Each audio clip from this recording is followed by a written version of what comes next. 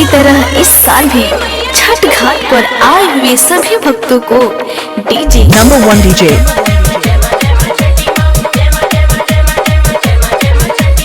Subodh Raja number 1 DJ Subodh Raja number 1 DJ कहाँ घर है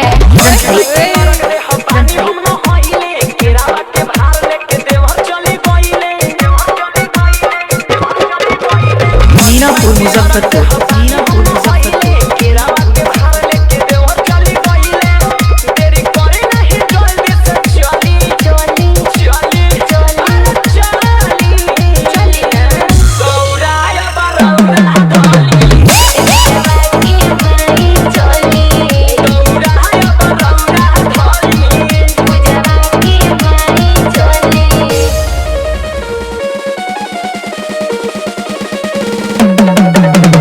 नंबर 1 डीजे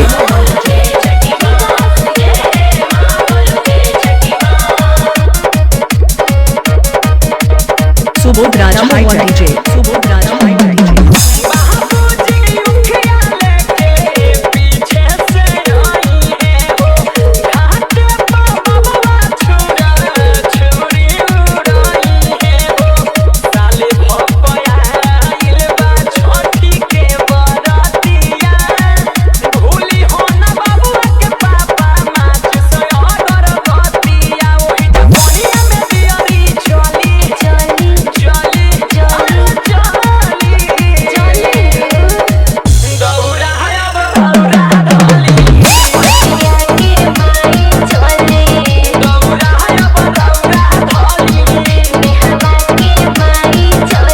नंबर 1 डीजे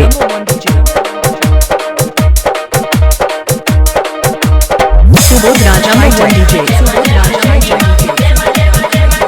कहाँ घर है घर है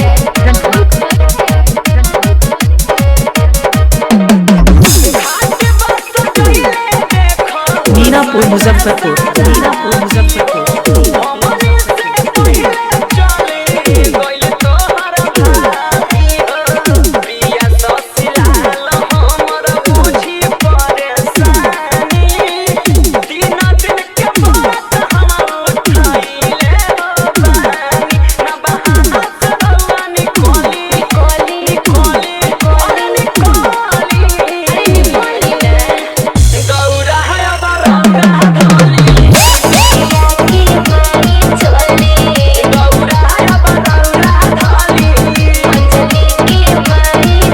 नंबर 1 डीजे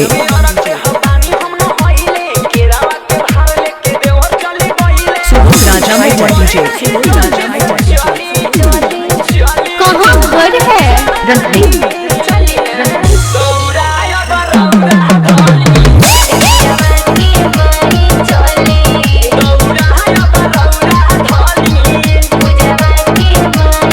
मीनापुर मुजफ्फरपुर मीनापुर मुजफ्फरपुर मीनापुर मुजफ्फरपुर मीनापुर मुजफ्फरपुर मीनापुर मुजफ्फरपुर मीनापुर मुजफ्फरपुर